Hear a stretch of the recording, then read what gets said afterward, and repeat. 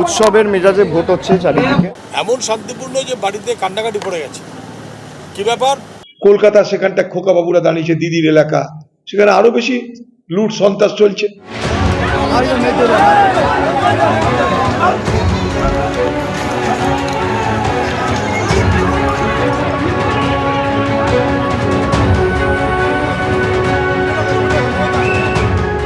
প্রার্থী ডায়মন্ড হারবারের, ভোটার কলকাতা দক্ষিণের, তৃণমূলের সর্বভারতীয় সাধারণ সম্পাদক।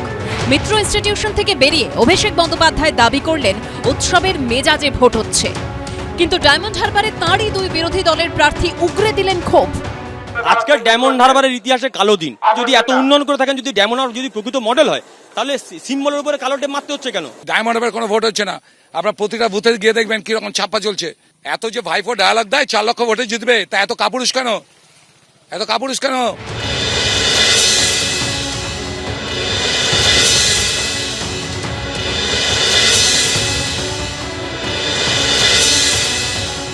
আমি বলছি, যদি এত উন্নয়ন করে থাকেন, যদি ডায়মন্ড হারবার যদি প্রকৃত মডেল হয়, তাহলে সিম্বলের উপরে কালো টেপ মারতে হচ্ছে কেন? কালো টেপ সাংসদের চোখে মুখে মারা উচিত।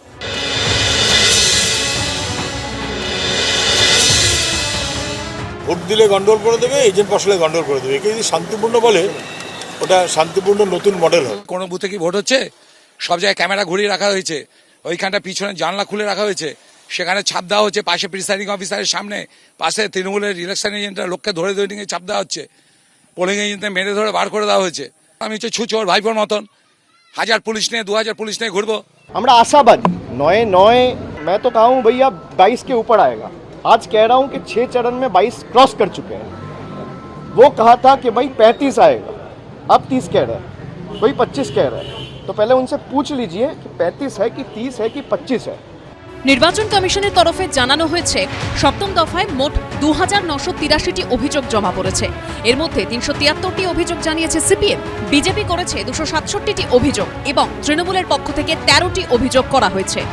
সৌভিক মজুমদার, সৌমিত্র রায় ও রুমা পালের রিপোর্ট, এবিপি আনন্দ। আমার খুব দুঃখ হয়েছে গো, খুব দুঃখ হয়েছে।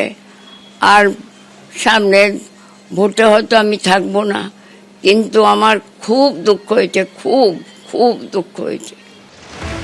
কথায় বলে ভোট মানে গণতন্ত্রের উৎসব, কিন্তু শনিবার সেই উৎসবে সামিলই হতে পারলেন না টালিগঞ্জের বাসিন্দা বছর 92-এর মায়ালতা রায়। হুইল চেয়ারে এসেও ভোটাধিকার প্রয়োগ করা হলো না। যাদবপুর লোকসভা কেন্দ্রের ভোটার, প্রতিবারের মতো এবারও পরিবারের সঙ্গে বাড়ির পাশের মিলনগড় বালিকা বিদ্যালয়ের বুথে ভোট দিতে আসেন, কিন্তু এরপরই তাকে জানানো হয় তিনি ভোট দিতে পারবেন না। ঘটনার সূত্রপাত গত 22শে মে। হোম ভোটিং এর জন্য 90 পেরোনো মায়ালতা রায়ের বাড়িতে যান নির্বাচন কমিশনের আধিকারিকরা। পরিবারের দাবি সেই সময় হাসপাতালে ভর্তি ছিলেন তিনি। পরিবারের তরফে কমিশনের আধিকারিকদের পরে আসতে বলা হয়। এর মধ্যে 24শে মে হাসপাতাল থেকে বাড়ি ফেরেন মায়ালতা রায়। তবে পরিবারের দাবি কমিশনের তরফে আর কেউ যোগাযোগ করেননি।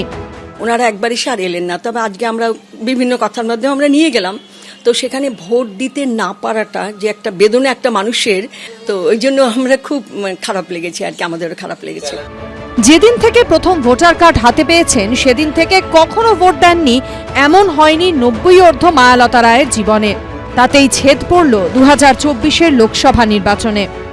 আমার হাজবেন্ড স্বাধীনতা সংগ্রামী ছিলেন, নাম ছিল সুকরঞ্জন রায়। হ্যাঁ, আমি কোনো ভোট কামাই হয় নাই আমার, আমি ভোটটা দিতে পারলাম না। আমার খুব কষ্ট লেগেছে। ইলেকশন কমিশন থেকে যখন ভোট নিতে এসেছিলেন ওনারা, তখন মা ছিলেন হসপিটালে, তো তাই জন্য আর হয়নি। এ বিষয়ে নির্বাচন কমিশনের তরফে বলা হয়েছে, হোম ভোটিং এর পর আর ভোট কেন্দ্রে গিয়ে ভোট দেওয়া যায় না। ওই বৃদ্ধার নামে আগেই ব্যালট ইস্যু হয়ে যাওয়ায় তিনি ভোট দিতে পারেননি। পার্থপ্রতিম ঘোষ, রুমা পালের রিপোর্ট, এবিপি আনন্দ।